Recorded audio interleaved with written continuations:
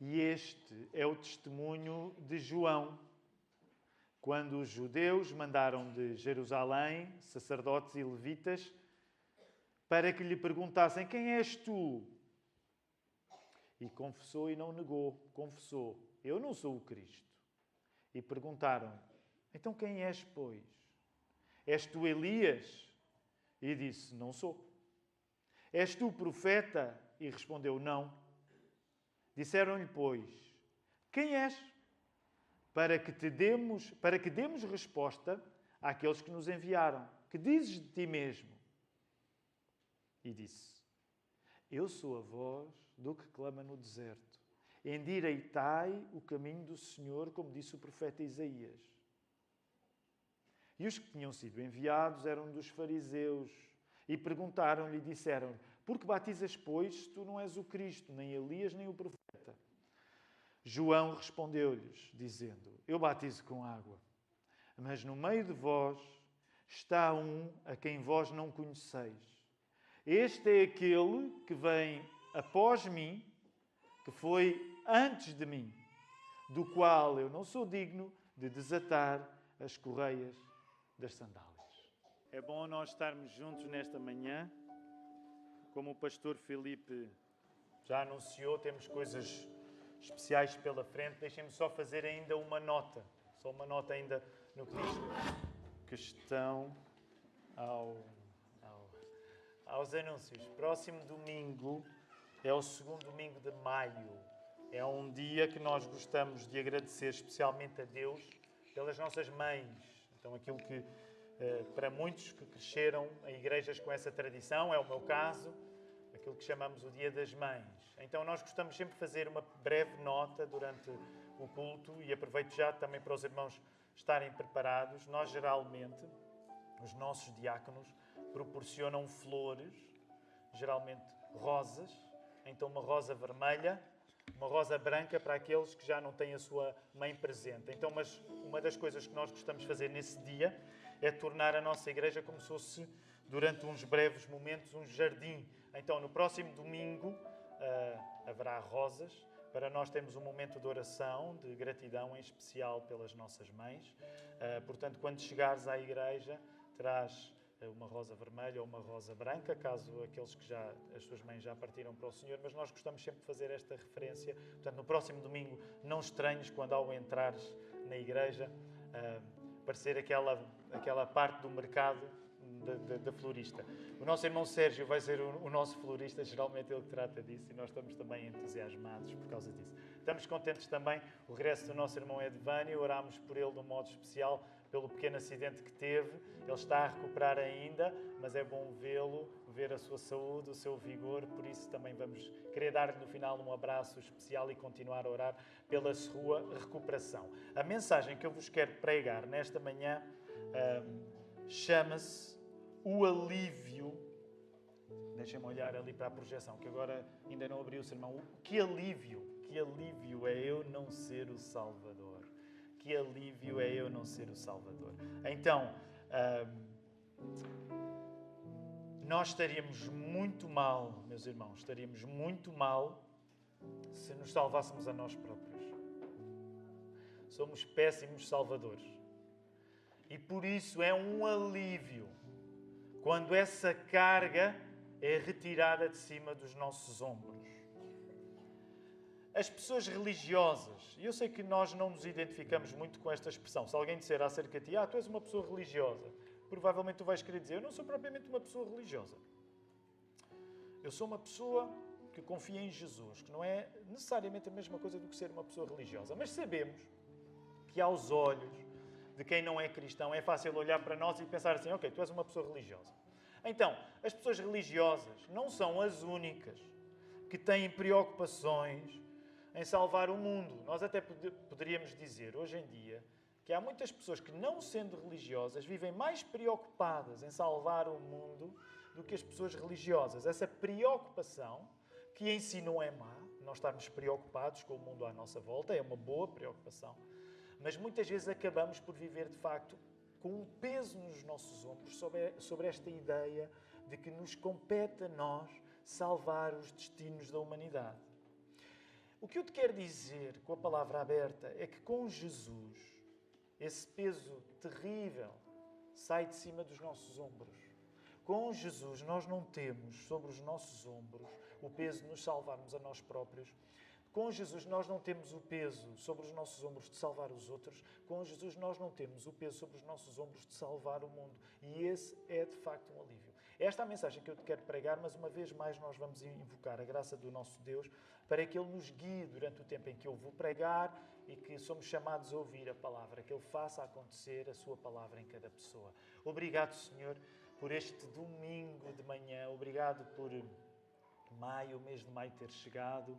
Ó Senhor, é verdade que as nossas expectativas de primavera, Tu não tens respondido ainda totalmente a elas, mas nós agradecemos por este dia, pela beleza deste dia, com chuva, sem chuva. Ó Senhor, nós agradecemos-Te porque ao chegarmos cá, Tu nos dispuseste de saúde para chegarmos cá. Ó Senhor, Te agradecemos uma vez mais porque ao chegarmos cá encontramos pessoas que amamos, pessoas que tornam a nossa vida melhor. Obrigado porque cantamos, louvamos o Teu nome, ouvimos a Tua palavra, fazemos isto tudo em liberdade. Vivemos num país que nos dá a liberdade para isso. Agradecemos-Te por essa liberdade. Ó Senhor, e nesta hora aquilo que nós Te queremos pedir é que uma vez mais Tu faças acontecer esta palavra que foi lida na vida de cada um, para que ela possa ser alimento espiritual para cada pessoa. Ao nos encontrarmos aqui, somos muitos e vimos de contextos completamente diferentes. Há pessoas que podem estar mais animadas, outras podem estar menos animadas. Há pessoas que estão mais felizes, outras menos felizes, com confiança, com falta dela. Ó Senhor, a todos nós queremos, Senhor, encomendar nesta oração, que Tu possas ser com cada pessoa aqui presente, para que ao longo do tempo em que meditamos na Tua palavra, ela sendo guardada em nós, sendo escondida em nós, seja a luz para o nosso caminho. É isso que nós oramos. E oramos em nome de Jesus. Amém. Amém. Vamos voltar até à palavra, meus irmãos, enquanto voltamos a abrir aí em João 1. Não quero deixar de fazer esta nota. Não há a obrigação do pregador ao domingo estar a fazer observações acerca da semana que terminou no dia anterior, que terminou ontem. Mas é verdade que foi uma semana cheia de coisas diferentes. Por exemplo, nós tínhamos um plano para a segunda-feira da semana passada e eu estou em crer que ninguém aqui presente conseguiu cumprir os planos que tinha na segunda-feira passada, certo? Houve alguém que tenha cumprido todos os seus objetivos que tinha para segunda-feira, na segunda-feira. Provavelmente isso não aconteceu, não é? Passámos por uma experiência rara, um grande apagão, e isso apenas nos lembra de uma coisa que nós, em teoria, dizemos na igreja, mas às vezes esquecemos que na prática é mesmo assim, que é o homem tem os seus planos, não é? Mas Deus é que sabe. Lá em Hebreus, quando estudámos Hebreus, vimos isso. Nós temos os nossos planos, mas Deus é que sabe se aquilo vai acontecer. Aliás, não é Hebreus, carta a Tiago. E uma vez mais, tu tinhas planos na segunda-feira, mas os teus planos provavelmente saíram bastante furados, mas estamos aqui contentes. Por isso, o nosso plano agora, e esse esperemos que consigamos, aliás, durante o apagão, já não sei quem, lá em casa alguém disse, se isto acontecesse na igreja, durante a igreja. Aliás, deixem-me dizer, há aqui uma parte que eu não resisto, eu faço parte, honorariamente, eu faço parte do grupo do WhatsApp dos nossos jovens. No fundo, sou um elemento incómodo lá, que é para o pessoal volta e meia lembrar-se, já que se esquecem que Deus é omnipresente, pelo menos lembram-se que o pastor está no grupo do WhatsApp. Então ajuda assim a... Então eu faço parte do grupo e houve questões divertidas no grupo do WhatsApp. Eu não vou dizer quem a suscitou, mas houve pessoas que estavam a perguntar, pastor, em último caso, podemos ir para a igreja, refugiar-nos na igreja? E eu não ia proibir ninguém de vir para a igreja, mas é verdade que aqui eu não sei o que é que ia encontrar, não é? Mas sobrevivemos, jovens, sobrevivemos, estamos cá para contar a história. E no meio disto tudo, em várias coisas que na segunda-feira falávamos, alguém dizia lá em casa, se isto acontecesse durante o culto. E eu lembrava, eu não sei se os irmãos se recordam, mas aqui há uns anos aconteceu durante o culto, nós ficámos sem eletricidade, lembram-se? E tivemos com telemóveis iluminar, e portanto... Estamos aqui, meus irmãos, o mundo existe antes da eletricidade existir. Claro que vamos esperar que ela agora nos sirva da melhor maneira, mas o louvor a Deus não termina com apagões dos homens. Amém? É isso. Então vamos lá. Há mais de 10 anos, e não quero perder muito tempo com detalhes históricos, mas há alguns de nós, uma pequena minoria, porque esta igreja é sobretudo feita de gente que chegou há muito pouco tempo. Aqui há mais de 10 anos, há alguns de nós, uma pequena minoria. Eu até vou pedir que possam levantar as mãos aqueles que passaram por São Domingos de Benfica. Aqueles que passaram por São Domingos de Benfica. Ainda somos alguns aqui. Aqueles que passaram por São Domingos de Benfica tiveram uma experiência de fazer parte da abertura de uma igreja nova que começou em 2007. Okay? Começou em 2007. E nessa altura, na abertura desta igreja nova, lá em São Domingos de Benfica, que curiosamente usava as instalações de uma igreja que já tinha existido lá, deixem-me dizer, na Europa isto é uma coisa cada vez mais comum, igrejas que fecham e que depois são usadas por novas igrejas. Na Europa isto cada vez é uma coisa mais comum. Então, em São Domingos de Benfica, na plantação da igreja, em que eu e alguns aqueles que levantaram a mão estiveram envolvidos, já nessa altura nós tínhamos tido a preocupação de procurar ter uma visão da igreja. Portanto, quando falamos de uma visão da igreja, a ideia de termos alguma coisa escrita, breve, que sublinhasse alguns compromissos e convicções da nossa igreja. Uma igreja, para ser fiel, não precisa ter uma visão da igreja. Uma igreja, para ser fiel, só precisa de pregar a palavra de Deus, certo? Porque isso significa que o Espírito Santo a está a conduzir. Mas nós, nessa altura, quando éramos uma igreja jovem, nós procurámos ter um pouco uma visão da igreja. Então, quando eu preparava este sermão, fui procurar aos meus apontamentos. Eu não sei se há muita gente aqui que tira apontamentos, mas eu sou daquelas pessoas que tira apontamentos e que guarda cadernos e que guarda ficheiros. E uma das vantagens é que dá para ir visitar o passado quando estas coisas se guardam. Então eu fui lá vasculhar nos meus apontamentos e fui encontrar alguns apontamentos da altura da plantação desta igreja, que começou em 2007. E na altura nós já tínhamos procurado uma visão da igreja. Na altura, o que é que eu tentava fazer? Lemas triplos. Portanto, lemas triplos. Procurar lemas, slogans, que servissem à igreja. E convinha que eles fossem triplos. Porquê que convinha? Qual é a nossa fixação com coisas triplas? É o facto de Deus ser Pai, Filho e Espírito Santo. Nós acreditamos num Deus que é Trindade.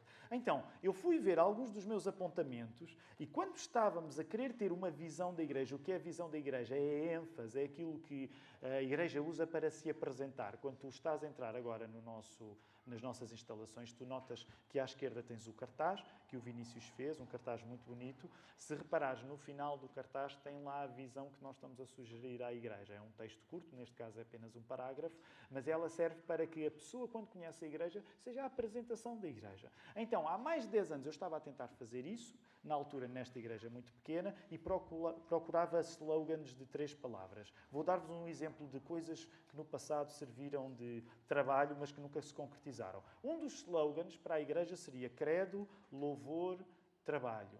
Credo, louvor, trabalho. Coisas que na minha cabeça fazem muito sentido, mas depois eu percebo que há coisas que fazem sentido na minha cabeça, mas não fazem sentido na cabeça de mais ninguém. Até porque, por exemplo, em Portugal, dizer credo, assim, de repente, o que é que parece? Credo? Credo? Não é? As pessoas, quando ouvem a palavra credo em Portugal, não pensam em credo, em convicção. Qual é o teu credo? Credo é uma expressão, é usada como é que se diz? Como uma interjeição, credo. Portanto, eu pensei, ok, este slogan não é grande coisa, mas um era credo, louvor, trabalho. Depois havia o outro que era confissão, adoração e esforço. Depois havia o outro que ainda hoje, de alguma maneira, permeia muita da nossa vida em comunidade, que era casa, congregação e cultura. Ou casa, congregação e cidade. A ideia de que a fé, em primeiro lugar, é para ser vivida na família, depois na congregação, na igreja e depois na cultura. Vocês percebem-se que, neste caso, o slogan tinha sempre 3 Cs para ajudar a memorizar: casa, congregação e cultura. Mas houve um que, na altura, chegou a ser usado. Portanto, a igreja era uma igreja pequenina. Alguns de nós estamos a ter uma experiência parecida hoje com Algés, porque estamos a abrir uma igreja nova em Algés, mas também deixem-me dizer àquelas pessoas que têm estado, graças a Deus, envolvidas com Algés. A Algés, apesar de tudo, já é uma comunidade maior do que São Domingos de Benfica era em 2007. Quando nós começámos este trabalho em 2007, a igreja era muito pequena. E como uma igreja pequena, sabem, é mais fácil ter manias quando nós fazemos parte de uma igreja pequena. E eu reconheço, a nossa igreja em São Domingos de Benfica tinha muita mania. O maior culpado era eu, naturalmente. Bem, eu não me quero distrair, mas agora olhei para a Anice e até me lembrei de uma coisa. A determinada altura, nós quando queríamos abreviar o nome da igreja, como era São Domingos de Benfica, nós dizíamos apenas SDB. Então, quando na internet passávamos informação da igreja, muitas vezes dizíamos apenas SDB. E havia um passatempo, eu já aqui contei isto antes, mas havia um passatempo por parte daquela igreja pequena, cheia de gente um pouco assim com mania, que era inventar o que é que SDB queria dizer, além de significar São Domingos de Benfica. E eu nunca mais me esqueço que a Nice tinha uma versão da SDB. E agora olhei para ela e lembrei-me. A Nice dizia, SDB quer dizer, somos do best. É mentira? Não é mentira nisso. Não é mentira. Não te lembras disto? Ficou aqui. Então, nós tínhamos as nossas teorias, não é? Ou somos dos bons. Pronto, imagina, a igreja tinha de facto muita mania. E deixa-me dizer isto hoje, que Deus nos chama para uma realidade diferente. Deixa-me ser sincero. Há coisas interessantes, especiais, de quando uma igreja está a crescer. Porque uma igreja, quando está a crescer ao início, ela pode ser muito mais parecida. As pessoas podem ser muito mais parecidas umas com as outras. À medida que a igreja vai crescendo, a igreja vai ter de ir abraçando cada vez mais diferença. E permitam-me dizer isto. Isto agora não é uma conferência sobre missiologia ou abertura de novas igrejas. Mas deixem-me partilhar também a partir da minha experiência. Hoje, pela graça de Deus, a Igreja da Lapa junta pessoas que, felizmente, podem ser muito diferentes de mim, que presido o presbitério. Ao passo que, quando a gente começa uma igreja nova e somos poucos, de certo modo, as pessoas, para se identificarem, têm de ser muito parecidas umas com as outras. Então havia uma certa mania lá, durante aquele tempo, tanto que nós começámos a pensar, vamos criar um site para São Domingos de Benfica. E eu tinha, assim, umas ideias um bocado especiais. Não, e o site vai ser um site, assim, minimalista. Porque a nossa igreja, lá está, tínhamos a mania que éramos diferentes dos outros. Não há nada como uma igreja ficar normal e ser uma igreja tão normal como as outras. Mas nós, na altura, tínhamos a mania. Não, a nossa igreja é diferente. Então, o site era minimalista. Eu não sei se... Eu creio, Hugo, ainda não estiveste envolvido nesse site na altura. Então, mas o site tinha 3 palavras. Eu estou a levar algum tempo a contar isto porque estas 3 palavras são importantes porque, de certa maneira, estas 3 palavras sobreviveram até hoje. Essas 3 palavras eram anunciamos, adoramos e assistimos. Então imaginem, o site da igreja. Tu chegavas, um ecrã branco, a tela branca e 3 palavras apenas. Anunciamos, adoramos e insistimos. A pessoa ficava, obviamente, sem perceber nada daquilo, mas tinha de clicar lá e depois nós usávamos. Ora, passámos este tempo, hoje estamos em 2025, o nosso contexto é bastante diferente, mas curiosamente este lema persegue-nos. O pastor Filipe já pregou acerca do anúncio a semana passada. E por isso é que, reparem, na frase que nós sugerimos à igreja como visão, a frase que hoje nos interessa, deixem-me partilhar, ela vai aparecer agora aí. Não é possível anunciar Cristo, o assunto do pastor Filipe a semana passada, sem o adorar, assistindo o seu povo na igreja. Por isso queremos enfatizar estes 3 verbos juntos hoje. Anunciamos, adoramos e assistimos. Passou muito tempo, desde o tempo de São Domingos de Benfica, mas estes 3 valores continuam a ser importantes para nós. Anunciar primeiro, adorar e assistir. Como o pastor Filipe pregou na semana passada, não é possível conhecer Cristo sem falar dele, sem anunciá-lo claramente. Esse anúncio não é suposto ficar na teoria, mas desce à prática pela adoração. A adoração é a prova de que nós não temos apenas palavras acerca de Jesus.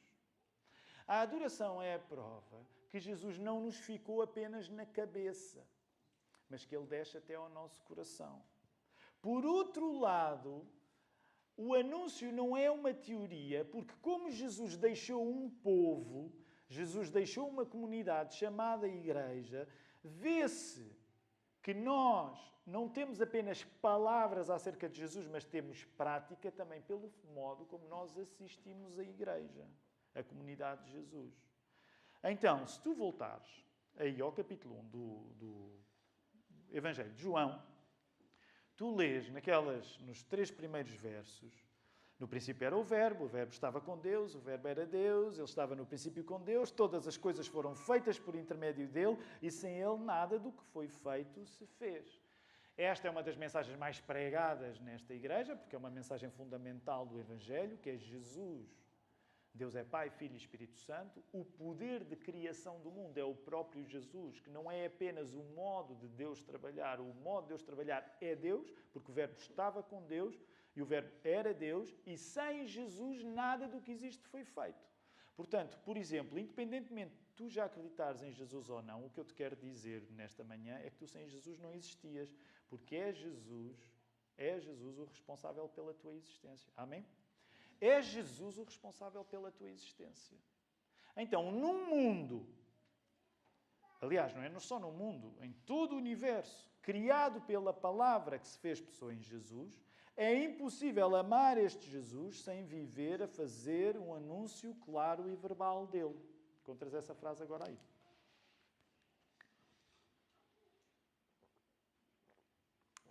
Num universo criado pela palavra feita pessoa em Jesus, que foi um dos inícios da nossa visão, do texto da nossa visão, é impossível amar Jesus sem viver a fazer um anúncio claro e verbal de Jesus. É por isso que nós não nos envergonhamos do Evangelho e não nos envergonhamos de, por causa do Evangelho, sermos chamados evangélicos, mesmo tendo em conta que hoje o termo evangélico às vezes pode sofrer muitos rombos. Mas nós não queremos perder o privilégio de sermos caracterizados pelo Evangelho, de sermos chamados de evangélicos, as pessoas do Evangelho.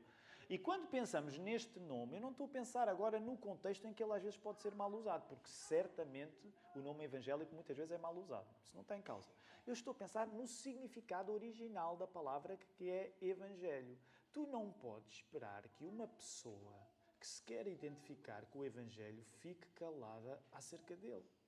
É por isso que nós evangélicos somos, inevitavelmente, pessoas faladoras. Tu não podes calar um evangélico, porque se calas um evangélico é só sinal que ele já deixou de ser evangélico. E nós temos de assumir isso, mesmo sabendo que a conotação do termo evangélico é muitas vezes negativa. É muitas vezes negativa. E por isso nós não nos vamos envergonhar de Jesus deixando de falar dele. Porque uma parte fundamental de conhecer Jesus, como o pastor Filipe pregou a semana passada, é nós passarmos a vida a falar de Jesus. Agora, como João Batista, o cristão precisa de não cair num erro subtil. E que erro subtil é esse? Nós não podemos confundir o facto de passarmos a vida a falar de Jesus com sermos Jesus. E alguém pode dizer, Tiago, mas naturalmente eu sei que eu não sou Jesus. Calma. O problema é que muitas vezes as pessoas religiosas, as pessoas que estão preocupadas em falar de Jesus, podem cair no erro de confundir o seu assunto com quem elas são. E aqui vou voltar a guiar-te para o texto bíblico. Volta lá ao verso 19. Porque este é um dos detalhes na vida deste homem único. Este João é João Batista. Portanto, João Batista, que era a família de Jesus e tudo, é o homem que batiza Jesus. Aliás, é interessante porque no Evangelho de João, como é um Evangelho com outro tipo de detalhes, tu tens aqui muita conversa entre João e as pessoas que vão ao encontro dele por ocasião do batismo de Jesus. Ao passo que, se fores, por exemplo, ler esta cena do batismo de Jesus nos outros Evangelhos, ela muitas vezes aparece muito mais simplificada. Aqui em João ela aparece com outro tipo de expansão, porque João é um evangelista especial. Repara, verso 19, e agora estou a ler na tradução de João Ferreira de Almeida, mas a do século XXI. Este foi o testemunho de João, capítulo 1, verso 19. Quando de Jerusalém os judeus enviaram os sacerdotes e levitas para lhe perguntar: quem és tu? Então a pergunta é: João, quem és tu? E não deixa de ter graça o modo como João vai responder. Verso 20. Ele declarou e não negou, mas anunciou: eu não sou o Cristo. João podia ter dito: quem és tu? Eu sou João Batista. Mas, curiosamente, ele faz questão de enfatizar: eu não sou Jesus. Eu não sou Jesus. E a conversa não vai ficar por aí. E eles perguntaram: então quem és tu? És Elias? Ele respondeu: não sou. Tu és o profeta? E ele respondeu: não. Eu gosto da maneira de João falar. Não sou. Não. É interessante, porque a apresentação de João, já viste isto? A apresentação de João é toda pela negativa. Não. As pessoas trazem opiniões, As pessoas trazem ideias e João vai dizer não, não, não. Verso 22. Perguntaram de novo, quem és tu? Precisamos responder aos que nos enviaram. O que diz a respeito de ti mesmo? E olha agora, finalmente, ele vai responder pela positiva e usa um texto do profeta Isaías. Eu sou a voz do que clama no deserto. Endireitai o caminho do Senhor. Finalmente, João responde. Mas eu quero chamar-te a atenção para este detalhe. Já noutras ocasiões temos passado por este texto e já noutras ocasiões eu tenho falado neste detalhe. Mas este detalhe é muito importante. O cristão precisa saber que não é Cristo e precisa dizer que não é Cristo. Oh, Tiago, mas nunca me passou pela cabeça eu dizer que era Jesus. Calma, mas se calhar já te passou pela cabeça tu confundir-te com a própria mensagem que tu pregas. O que João sabe é que há uma diferença radical entre ele ser a voz do que clama no deserto e ele ser o Cristo que está a anunciar. E talvez essa diferença radical que João compreende, nós nem sempre compreendamos. Talvez muitas vezes nós nos sintamos tentados a cair no erro de confundirmos a nossa fé, nós que temos essa fé, com o conteúdo dessa fé. E por isso é muito interessante que João Batista comece por dizer não, não, não. Os religiosos com frequência transmitem a mensagem inadvertida de que eles são a cura do mundo. E deixa-me dizer, querido cristão, tu não vais curar o mundo nenhum porque nem tu nem a ti próprio te consegues curar. E tu não podes confundir a tua fé, o facto de tu teres fé, com tu seres a cura do mundo, com tu seres a solução do mundo. Tu não podes confundir o facto de confiares no Salvador com tu salvares o mundo. São duas coisas completamente distintas. O facto de amar Jesus, anunciando, deve sublinhar que não és Jesus. Encontras essa frase agora aí. O facto de amar Jesus, anunciando, deve sublinhar que não és Ele. Tu não és Jesus. Quero fazer aqui uma nota e preciso ser cuidadoso, até porque o silêncio é de ouro, não é?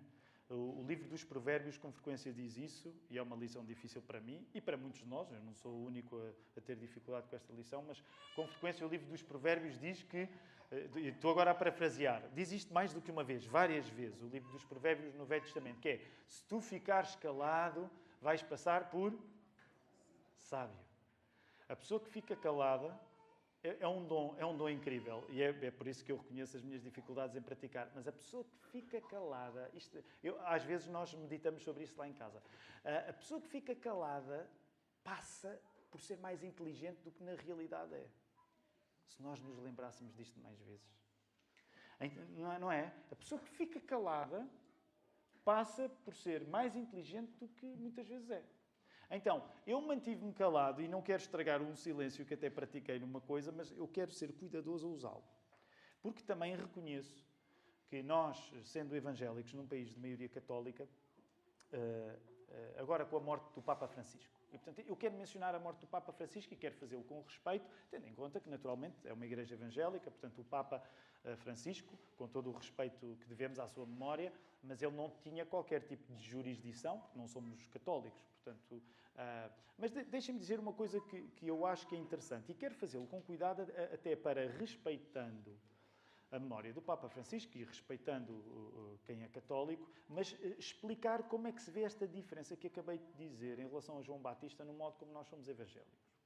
Porque com os meus amigos católicos, com frequência, acontece, e já noutras alturas eu partilhei isto, portanto há aqui muita coisa que já é um assunto da casa. Com frequência, amigos católicos pedem-me referências de santos protestantes.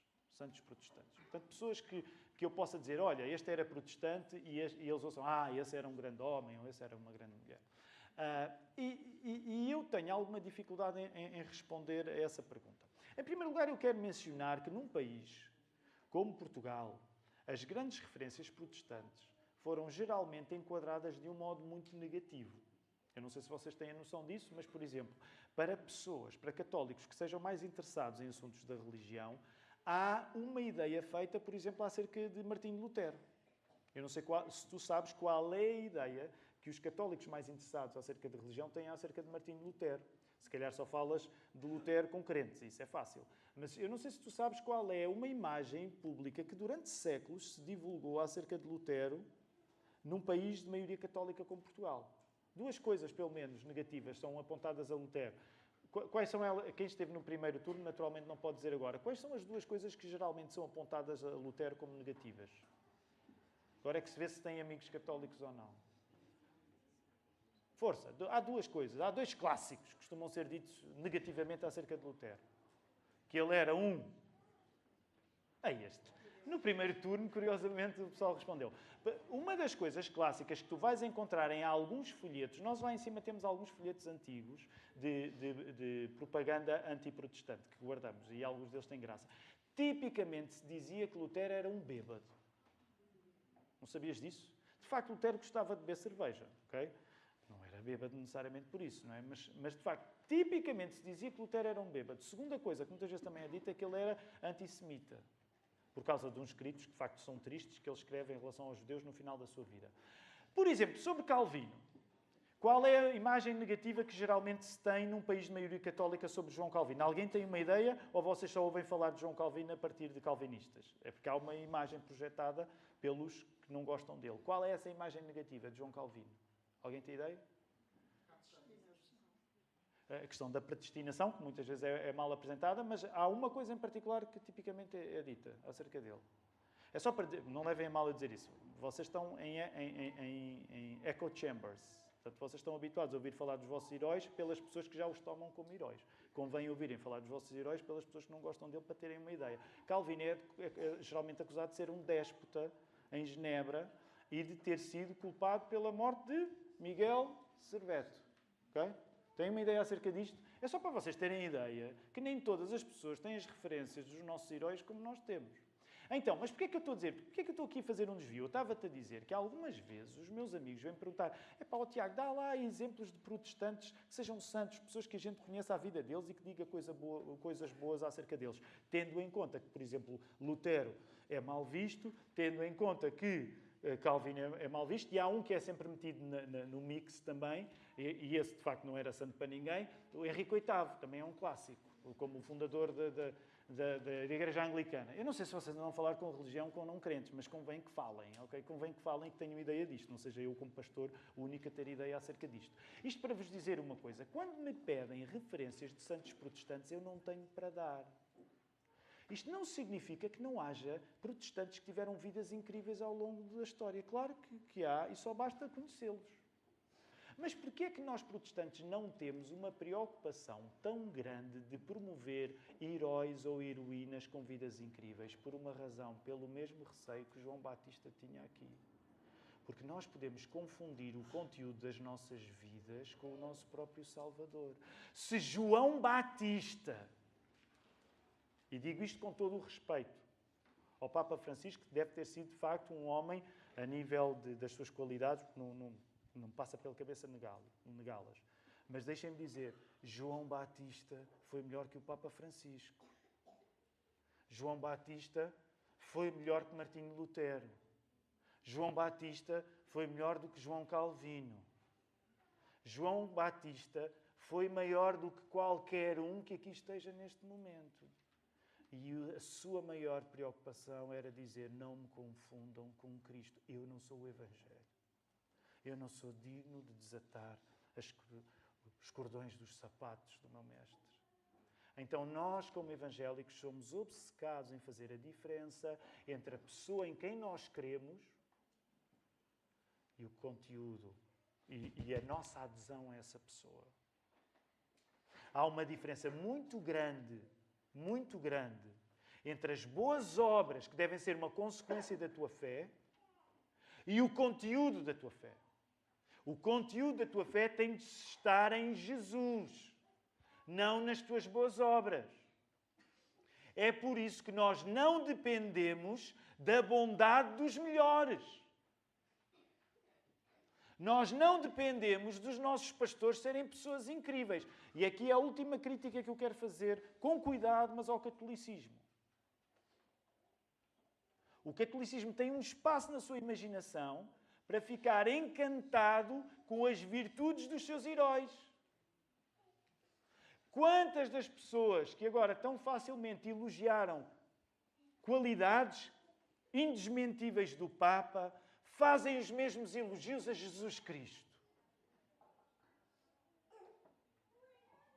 Se João Batista, que estava a ter um ministério com um impacto brutal, em que não era ele que publicava livros e depois fazia uma tour dos seus livros pelo mundo. Não. Ele era um autor tal, não era ele que ia ao seu público vender o seu produto. Era o público que tinha de se dar ao trabalho de ir ao deserto para ouvir João Batista. É só para tu teres a noção de que este homem não é um homem qualquer. As pessoas davam-se ao trabalho de ir ter com João Batista ao deserto. Todo o tipo de pessoas para serem batizados. Judeus a serem batizados. Só isto dava outra mensagem. Porque à partida não se esperava que se tu eras parte do povo prometido, para que é que precisavas de ser batizado? Então este homem incrível que atrai pessoas, a primeira coisa que quer dizer, olha, por favor, não me confundam a mim com a mensagem que eu prego, eu não sou Jesus. Por isso é que é um pouco triste. Eu agora estive a falar nos erros católicos, mas é fácil um protestante falar nos erros católicos. Mas deixem um protestante falar nos erros protestantes também. É mais importante. Claro que nós ficamos tristes quando há alguém no nosso meio, alguém importante, alguém que é uma bênção, cai. Mas às vezes, já dei por mim a ouvir comentários de pessoas, esta pessoa caiu, foi uma queda tão aparatosa que eu até comecei a questionar a minha fé. Mas como assim? Mas a tua fé está colocada numa pessoa? Está colocada num pastor? Está colocada num homem ou numa mulher, seja em quem for? Tu podes acreditar que qualquer cristão te vai desapontar, qualquer cristão te vai desiludir, mas graças a Deus por isso. Ainda bem que todos os cristãos te vão desiludir, porque é apenas sinal que a mensagem que eles creem não são eles próprios. É Jesus Cristo. E Jesus Cristo nunca te vai desapontar. Nunca te vai desiludir. João Batista, que era o maior dos nascidos de mulher, ele diz, eu não sou Jesus. Então, porque andamos nós em campeonatos de virtude para provar aos outros a qualidade da nossa vida? É óbvio que convém que a nossa vida tenha uma qualidade consequente à nossa fé. Mas a qualidade da nossa vida não é a nossa fé. Deixa de tentar provar aos outros o teu cristianismo a partir do teu exemplo, porque tu vais falhar. Não é uma questão se, é uma questão quando. Mas a nossa fé não está colocada em João Batista, mas está colocada naquele que João Batista anunciava.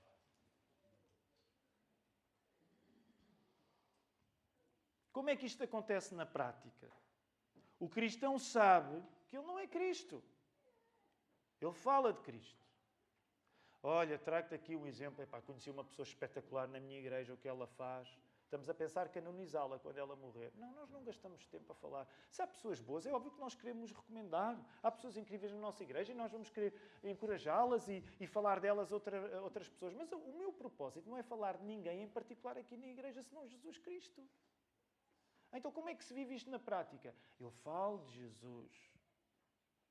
Como é que se vê isto na prática? Eu anuncio Jesus, porque eu falo dele. Eu adoro Jesus. E eu sirvo a comunidade que ele me deixou, que é a igreja. Isto não significa, só aqui uma pequena parte para esclarecimento, isto não significa que os cristãos só servem a igreja. Mas é verdade que os cristãos são chamados a servir a igreja e, consequentemente, o serviço à igreja deve beneficiar as pessoas ao nosso lado, mesmo aquelas que não creem. Okay? Isto que fique claro. Ou seja, o facto de anunciarmos e adorarmos Cristo assistindo à igreja, que é a família que Ele nos deixou, enfatiza que a solução não é os adoradores, a solução é o adorado. Encontram essa frase agora aí.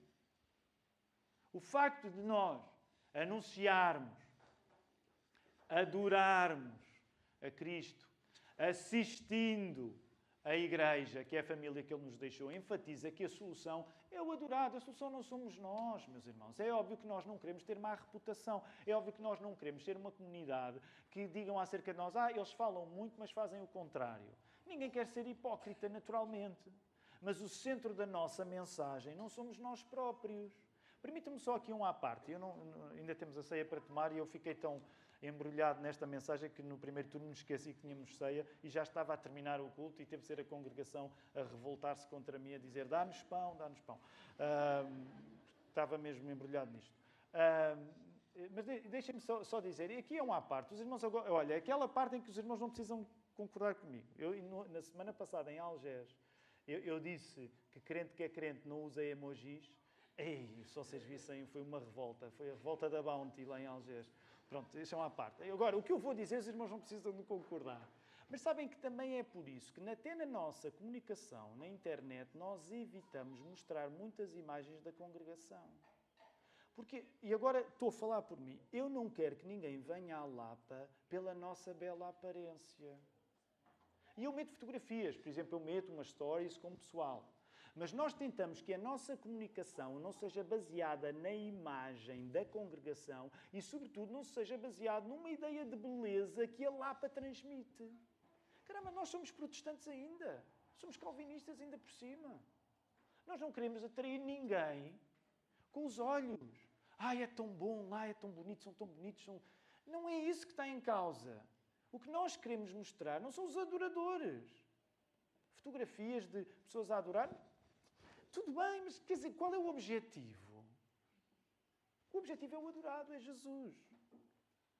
Tudo isto é ainda mais precioso que a nossa ênfase seja anunciar Cristo, adorar Cristo, assistir à igreja. Tudo isto é ainda mais precioso, tendo em conta que nós vivemos em contramão do mundo. O que é que eu quero dizer com isto? Eu sei que agora vou fazer uma grande simplificação. Portanto, provavelmente vou cometer aqui algumas injustiças, mas elas são retóricas. É um alívio nós podermos desistir de nos salvarmos a nós próprios e salvarmos os outros. Porquê? Porque o mundo vive a tentar salvar-se a si próprio e a salvar os outros. Eu não quero ser injusto, mas deixem-me caracterizar o modo como as pessoas hoje vivem. E agora eu sei que estou a generalizar muito. As boas notícias para as pessoas que não conhecem Cristo, elas têm um Evangelho, mas o Evangelho é o ego delas. Elas têm de viver a afirmar-se a si próprias. Quem não tem Cristo tem um Evangelho alternativo, e esse Evangelho alternativo é o ego. As pessoas têm de se afirmar a si mesmas. Mesma coisa. Elas anunciam-se a si mesmas. Elas adoram-se a si mesmas. De um modo geral, nós temos de viver de um modo em que achemos que somos sempre adoráveis. Isto tem consequências que agora não temos tempo para aplicar. Mas até nas questões da imagem. Porquê é que nós vivemos a achar que a nossa imagem tem de ser sempre adorável? Porquê é que nós vivemos a achar que a minha imagem tem de ser sempre impecável? Aqui os feios como eu têm uma certa vantagem. Pronto, que de certa maneira desistem mais rápido. Ou pelo contrário, ou então têm... Mas porquê é que nós temos de viver a achar que enquanto tu vives tens de estar sempre no topo da tua aparência? Nós somos o nosso próprio produto. E a mesma coisa, quem é que assistimos? O mundo. Deixem-me dizer, o mundo também tem um anúncio. O mundo também tem uma adoração. O mundo também tem uma assistência. Só que não é anunciar Cristo, é anunciar o ego. Não é adorar Cristo, é adorarmos a nós próprios. Não é assistir a Igreja, o povo de Cristo, é assistir-se a si próprio. Nós vivemos em contramão. Quero terminar com uma citação, ainda vamos tomar a ceia do Senhor, e é uma citação de um autor, aliás, não vou perder a oportunidade para fazer esta nota. É um autor que eu tinha começado a ler há um tempo e então andava aí a partilhá-lo com o pastor Filipe, com os nossos obreiros agora, o Newton e o João, e o Newton começou a lê-lo. E antecipou-se a mim e na quinta-feira já o citou e tudo. Então agora que eu vou citar, parece que eu ando a ler os livros do Newton, mas foi o Newton que começou a ler os livros. Então ele na quinta-feira disse Chul Han. Então Byung-Chul Han, deixem-me citar Byung-Chul Han. Byung-Chul Han é um autor sul-coreano. É um autor interessante. Ele tem escrito vários livros, são curtos, leem-se rapidamente. Um deles, provavelmente aquele que vendeu mais, chama-se A Sociedade do Cansaço. Novamente, olha, isto agora não é um autor evangélico, ok? Mas deixa-me citar o que este homem diz acerca do nosso tempo. Na Sociedade do Cansaço, ele diz assim: a sociedade do século XXI é a da conquista, achievement. palavra em inglês, achievement. Somos empreendedores de nós mesmos, entrepreneurs de nós próprios. Ou seja, a ideia do Byung-Chul Han é que nós hoje, e isso é sobretudo visível nas redes sociais, nós acabamos por ser autopublicitários. Nós vivemos a demonstrar quem somos em imagens e acabamos por nós próprios tornarmos a marca que nós defendemos. Nós somos a nossa própria marca registada. Então vivemos num ambiente de autopromoção. Paradoxalmente, o que é que sai deste cenário? É muito interessante a análise que ele faz. Paradoxalmente, de tanta conquista, de tanto achievement, de tanto objetivo atingido, o que é que se gera? Geram-se pessoas deprimidas e perdedores. E agora passo a citá-lo novamente. Depressão, hiperatividade e síndrome de burnout apontam para o excesso de positividade. O que é que ele quer dizer com o excesso de positividade? Como nós temos uma ideia muito positiva acerca de nós próprios e como nós passamos a vida a promover a ideia positiva que temos acerca de nós próprios, sobretudo nas redes sociais, mas não só, o que sai daí é esgotamento, é depressão, é burnout, porque nós vivemos com um peso em cima dos nossos ombros que é termos de acreditar em nós próprios e termos de vender a nossa própria imagem. Nós temos de vender a própria qualidade da nossa vida. É por isso que ficamos exaustos. É por isso que tantos de nós nos vemos deprimidos. É por isso que tantos de nós nos vemos ansiosos. Ele diz assim, o nosso ego sobreaquece com excesso de si mesmo. O nosso ego sobreaquece com excesso de si mesmo. Final de citação. E é aqui que eu quero terminar enquanto nos preparamos para alguém que é muito melhor do que o Byung-Chul Han. Mas o Chul Han ilustra o peso que tu deves tirar de cima dos teus ombros. Tu não tens de viver para te anunciares a ti próprio. E esta é uma luta difícil, meus irmãos. Deixem-me admitir, pessoalmente. Não termos de viver para nos anunciarmos a nós próprios. Não termos de viver para nos adorarmos a nós próprios. Não termos de viver para nos assistirmos a nós próprios. O que nós queremos fazer enquanto igreja, enquanto povo de Jesus, é de facto anunciarmos Jesus, adorarmos Jesus, servirmos, assistirmos a família que Jesus nos deixou, que é a igreja. Jesus é o Criador e o Consumador. A palavra Consumador talvez não seja tão lembrada como a palavra Criador.